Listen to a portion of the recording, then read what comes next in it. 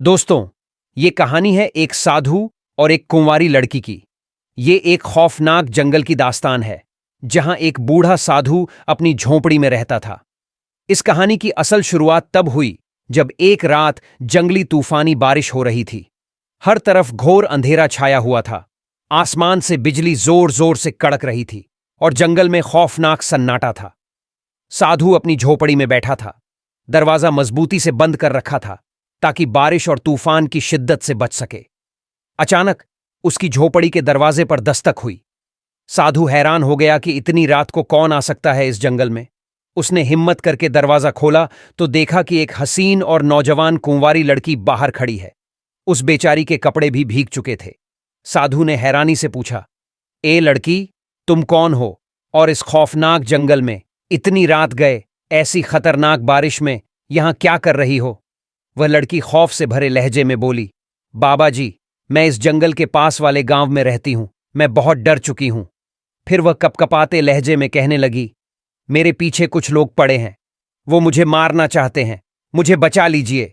साधु ने लड़की को फौरन अंदर बैठाया और तसल्ली दी। फिर बूढ़े बाबा ने उस कुंवारी लड़की से उसकी पूरी कहानी पूछी। लड़की ने कांपते हुए जवाब दिया, मैं गांव के राजा की बेटी हूं। माँ बाप इस दुनिया से जा चुके हैं। जब से मेरे माँ बाप इस दुनिया से गए हैं, तब से ये लोग मेरी खूबसूरती पर मरते हैं। ये लोग मुझे पकड़कर मेरी इज्जत लूटना चाहते हैं। मेरे जिस्म को नापाक करना चाहते हैं। मैं अपनी इज्जत बचाकर आपके पास भाग आई हूं। बूढ़ा साधु लड़की की बातें बड़े गौर से सुन रहा था। वो सोचने लगा, ये लड़की कोई और राज भी छुपा रही है। इसके आने के पीछे कोई और मकसद तो नहीं है। साधु और वह कुंवारी लड़की झोपड़ी के अंदर बैठे थे। एक कोने में दिया जल रहा था, जिसकी मध्यम सी रोशनी थी। बाहर तेज बारिश और तूफान था। हर तरफ अंधेरा ही अंधेरा था। बूढ़ा साधु सालों से तन्हा रह रहा था, मगर आज उसकी झोपड़ी में एक लड़की मौजूद थी। वह साधु लड़की के भीगे हुए लिबास को देखता है और दिल ही दिल में खुश होने लगता है, मगर साथ ही खुद को रोकने की भी कोशिश कर रहा था कि कहीं किसी मुसीबत में ना फंस जाए। ये सब ख्यालात उसके मन में चल रहे थे। तभी अचानक वो कुंवारी लड़की बोली, ए बाबा, मैं बहुत डर गई हूं। क्या आज की रात आप मुझे अपनी झोपड़ी में पनाह देंगे? बूढ़ा साधु, जो पहले ही यही चाहता था, फौरन खुश होकर कहता है, हां, बिल्कुल, आज की रात तुम मेरी झोपड़ी में ठहर सकती हो। रात बहुत अंधेरी थी। तूफानी बारिश रुकने का नाम नहीं ले रही थी। लड़की चटाई पर लेटकर सोने की कोशिश करने लगी, मगर साधु को नींद नहीं आ रही थी। उसका दिल बेचैन था। उसके अंदर अजीब सी हलचल मच रही थी। सालों से दबे हुए ख्यालात जाग उठे थे। प्यार की दुनिया नजर आ रही थी। जवानी जोश मार रही थी। वो दिल में सोच रहा था, ये रात कैसे गुजरेगी? मैं क्या करूंगा? साधु खुद को संभालने की कोशिश करता है। आंखें बंद करके सोने की कोशिश करता है, मगर उसे कहां नींद आनी थी। यह सब कुछ देखकर उसका दिल बेकरार हो गया। साधु का दिल जोर जोर से धड़कने लगा, क्योंकि उसके जज्बात जाग चुके थे। अचानक किसी के रोने की आवाज आई। साधु चौंक गया और जल्दी से उस लड़की के पास गया। उसने देखा कि वह लड़की रो रही थी। साधु ने पूछा, ए लड़की, क्या हुआ? तुम क्यों रो रही हो? लड़की ने डरते हुए जवाब दिया, मेरे साथ कुछ ऐसा हुआ है जो मैं किसी को नहीं बता सकती। यह सुनकर साधु हैरान रह गया और बोला, ऐसी क्या बात है जो तुम मुझसे नहीं कह सकती? आखिर कौन सा राज छिपा रही हो तुम? वह लड़की कांपते हुए बोली, मैं कोई अच्छी लड़की नहीं हूं। मैं एक बुरी लड़की हूं। मैं अच्छे काम नहीं करती। मैं बहुत प्यासी हूं। फिर उसने एक ऐसी बात कही कि साधु का खून ही खौल गया। वह साधु की तरफ देखकर बोली, मैं कोई आम लड़की नहीं हूं। मैं एक भटकी हुई आत्मा हूं। यह सुनते ही साधु के जिस्म में कपकपी मच गई। उसके पैरों तले जमीन खिसक गई। वह डर के मारे घबराकर बोला, अगर तुम एक रूह हो तो मैं ये कैसे यकीन से मान लूं? इसका मतलब क्या है? लड़की ने आह भरी और अपनी कहानी सुनाने लगी। यह बहुत पहले की बात है। मैं एक रानी थी, मगर एक शख्स मुझसे शादी करना चाहता था, जिसे मैं पसंद नहीं करती थी। लेकिन उसने मुझे हासिल करने के लिए काला जादू किया। मैं उसके जाल में फंस गई और उसने जबरदस्ती मुझसे शादी कर ली। मगर मैंने उसे अपनी इज्जत पर हाथ नहीं लगाने दिया। मैंने उसे शादी की पहली रात अपने करीब नहीं आने दिया। इस पर वह गुस्से में आ गया और मुझे मारने लगा। जब वह मेरा कत्ल कर रहा था तो उसने कहा था कि मेरी रूह तब तक आजाद नहीं होगी जब तक मैं किसी नेक और अच्छे इंसान या साधु के साथ हमबिस्तर न हो जाऊं। यह सुनते ही साधु कांपने लगा। वो लड़की उसका हाथ थाम कर बोली, मैं झूठ नहीं बोल रही। अगर तुम आज रात मेरे साथ नहीं सोओगे तो मैं हमेशा के लिए इस जंगल में भटकती रहूंगी और मेरी आत्मा को कभी सुकून नहीं आएगा। साधु का दिल जोर जोर से धड़कने लगा। लड़की अपने नर्म हाथों से उसके जिस्म को छू रही थी, मगर वो परेशानी में था। इतने में बाहर से किसी की भयानक आवाज आई। साधु फौरन उठा और झोपड़ी के बाहर आया। उसने बाहर एक साए को बैठे देखा। साधु उसे देखकर हैरान रह गया।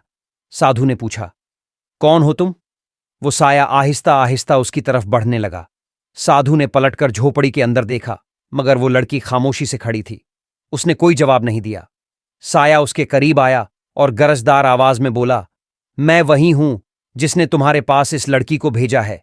ये वही साया था जिसने काला जादू करके इस लड़की को कैद कर रखा था। वो साया जोर से हंसने लगा और बोला, साधु, तुम मेरे जाल में फंस चुके हो। अब तुम भटक चुके हो। साधु ने कहा, तुम्हारा काला जादू मुझ पर असर नहीं करेगा। तुमने क्या सोचा था कि मैं एक हसीन लड़की को देखकर भटक जाऊंगा?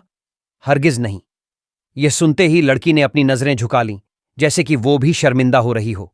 वो साया जोर से चीखा और बोला, तुम्हारे अंदर भी तो इंसानों वाले जज्बात होंगे। तुम मेरे जाल से बच नहीं सकते। साधु ने आंखें बंद कीं, ईश्वर का नाम लिया और फिर आंखें खोलकर बोला, ए शैतान, मैं तुम्हारे फरेब में कभी नहीं आ सकता। लड़की की आंखों में आंसू आ गए। वो भी सोचने लगी, मैं ये क्या कर रही थी? क्या साधु इस साए को मार पाएगा? क्या मैं इस कैद से आजाद हो सकूंगी? या फिर यह काला जादू सब पर भारी पड़ेगा? साधु ने अपनी आंखें बंद कर लीं और सोचने लगा, आखिर मैं इस मुश्किल से कैसे बच सकता हूं? ऐसा क्या करूं? फिर साधु ने आंखें खोलीं और उस लड़की से कहा, तुम अपने अंदर झांको और गौर करो कि तुम क्या करने वाली थी। मैंने एक अरसे से किसी बुरे काम की तरफ नजर नहीं उठाई, फिर तुम क्यों मेरी मेहनत बर्बाद करना चाहती हो? अपने आप को संभालो और सोचो कि तुम क्या कर रही थी। यह सुनकर वह साया जोर से हंसा और बोला, साधु, अब बहुत देर हो चुकी है। लड़की ने साधु की तरफ देखा और आहिस्ता से कहा, मुझे कुछ नहीं मालूम कि सही क्या है और गलत क्या है। मैं सिर्फ इतना जानती हूं कि मेरी रूह को सुकून मिलना चाहिए और मैं किसी भी तरह आजाद हो सकूं। साधु ने नरमी से कहा, तुम्हें अपनी रूह के लिए नहीं, बल्कि खुद के लिए जीना होगा। यह जंग तुम्हें खुद लड़नी होगी। साधु की बात सुनकर वह लड़की चौंक गई। उसने गहरी सांस ली और कहा, तुम बिल्कुल सही कह रहे हो। यह जंग सिर्फ मेरी है और मैं खुद लड़ूंगी। फिर उसने अपनी आंखें बंद कर लीं और सुकून महसूस करने की कोशिश की। तभी साया दहाड़ते हुए बोला, क्या तुम मुझसे लड़ने के लिए तैयार हो? लड़की ने मजबूत लहजे में कहा, हां, मैं तुमसे लड़ने के लिए तैयार हूं। तुम भी तैयार हो जाओ। फिर उसने आहिस्ता आहिस्ता अपना हाथ उठाया और उस साए को पकड़ने की कोशिश की। जैसे ही उसने साए को छुआ, तेज हवा चलने लगी। साया हवा में उड़ने लगा।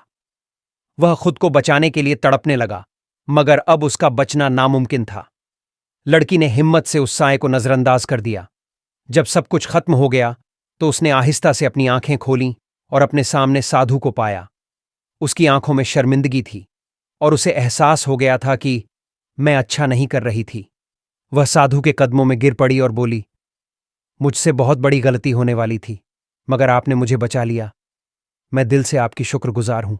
साधु मुस्कुराया और बोला, कोई बात नहीं, अब तुम यहां से जा सकती हो। लड़की ने सिर झुकाया, आंखों में आंसू लिए और खामोशी से उस जंगल से निकल गई। हमेशा के लिए उसकी रूह आजाद हो गई थी।